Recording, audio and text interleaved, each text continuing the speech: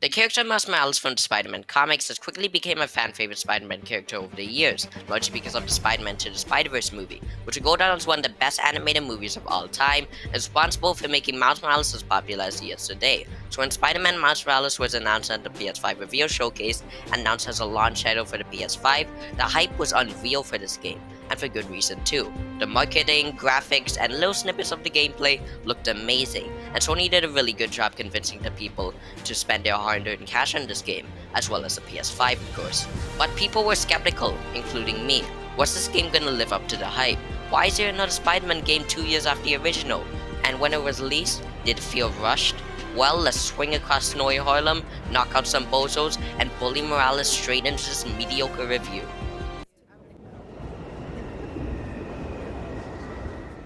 The story starts off with the main protagonist, Miles Morales. I mean, who else did you think was gonna be the main character? His name is literally in the actual game title.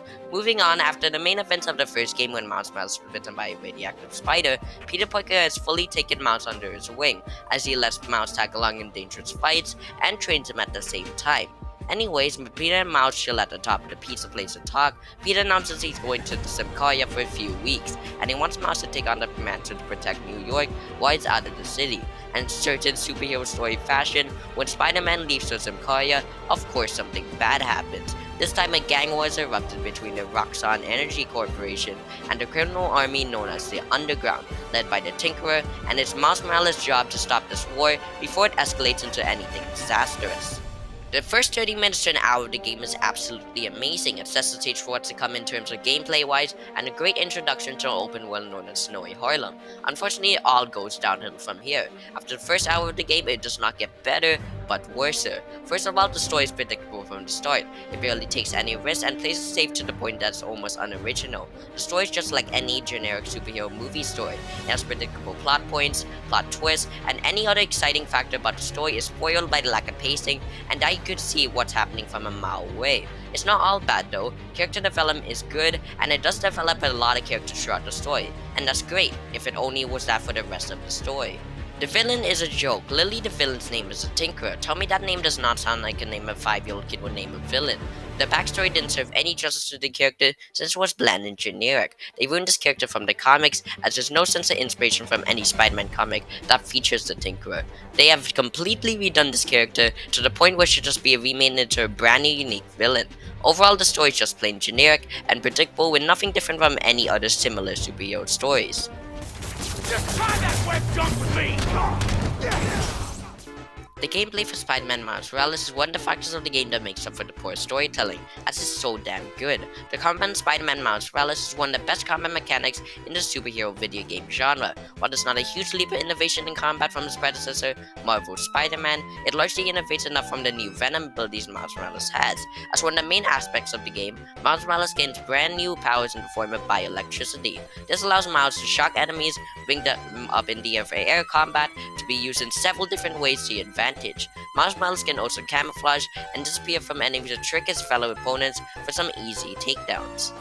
The combat other than the Venom and camouflage powers is fluid and satisfying, especially with the performance on the PS5. Like its predecessor, Miles Morales can fight on the ground, take fights up to the air, and uses several weapon abilities to gain an edge over his opponents. This can be wiping up enemies, returning back rockets from rocket launchers, or just grabbing items and smashing them into enemies' heads to give them serious concussions.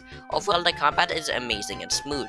Dodging has never felt this satisfying, and the combat has greatly innovated from Marvel's Spider-Man. Ready for another try, are we? Stealth in the Insomniac Spider-Man series has not been received so greatly, largely because of the annoying stealth missions with MJ and Miles in the 2018 Spider-Man game and lack of depth in the overall stealth for Spider-Man himself. And sadly, this is the exact same thing in Spider-Man Miles Morales. The annoying stealth missions are gone, which is a plus, but still, the overall stealth gameplay is still horrible. The stealth in this game is just a lazy mess. You just go on ledges and web them up on the walls, and even though the enemies are right there, beside the enemy you just took out, he's that stupid not to see it. The only source of innovation is the camouflage mechanic, which while helpful, enemies can actually still see you. What the hell, mate? You're invisible! Overall, from the game's stealth, doesn't do much to improve much of the lackluster stealth gameplay from its predecessor. They're your roommates! Get me new ones! Spider-Man Miles Morales is a great customization system for Miles Morales himself. There are a bunch of different suits to get with your tokens I can get from completing challenges and side quests. The suits are cool as hell, ranging from absolutely ridiculous to a full-on Prowler suit. Secondly, there are also gadgets to get to use in battle. These can range from your own target dummies and the proximity mine from Modern Warfare. These gadgets, while there's only 4 in the game, are a great way to further customize your combat by giving you new ways to knock out your enemies. And lastly, there's the skill tree. Now, if you don't know what a skill tree is, and if you actually don't know, you probably live under a rock or something. Anyways, for you guys who don't know, skill trees are a tree of combat skills to unlock with your skill points, which you unlock throughout the game. The skill tree is definitely a great way to customize your combat style with new moves and movesets to change up how you fight. Overall, the customization in this game is spectacular, with it not being overly hard to use and is really accessible to new players of the series.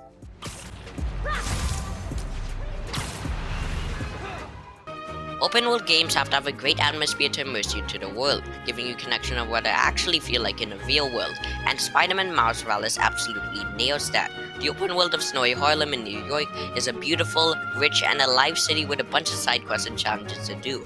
The city is accurate as hell, the detail from the buildings to the parks are spot on to its real-life counterpart. The city is also set close to Christmas time, so there's a bunch of buildings and roads covered in snow. The city is Christmas themed too, so there are decorations everywhere, such as wreaths, houses with decoration, and the amount of detail put into these are insane. But looks aren't everything in an open world. A gaming open world has to have things to do in it, because while it may look visually pleasing, a world can get boring if there's absolutely nothing to do. But Spider-Man Miles Morales does not feel boring. It feels like there are a bunch of things to do. And there is. There's side missions to do, which is actually presented in a unique way. Using the touchscreen on the PS5 controller, you can swipe it to open the Funny Neighborhood Spider-Man app. And Insomniac, please change the name of this app because it's way too damn long. Anyway, on the app you can view side missions from people who are using the app. These can range from overall saving people or just literally taking a selfie with a fan. Other than side missions, you can also view crimes that are being committed by the thugs in the area to get extra tokens for gadgets and stuff. But the Funny Neighborhood Spider-Man app, goddamn they have to change that name, isn't all you can do in Harlem. There are also different kinds of challenges and activities in the game to do. An example is Pete's Hollow training grounds all over the city.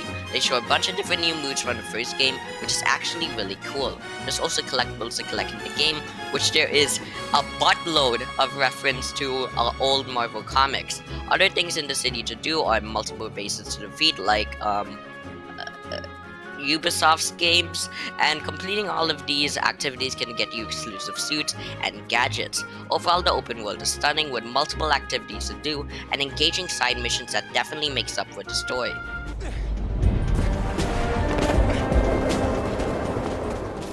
Now, I really don't talk about graphics in my reviews. I don't like critiquing graphics because I don't think that defines a game. It should not be a definite component of a video game. But man, this game is beautiful. From highly detailed cutscenes to the inclusion of realistic ray tracing, a Spider-Man game has never had these graphics in their video game. The performance is also excellent. With the power of the PS5, load times are absolutely demolished in this game. So no more looking at the tip section in this generation.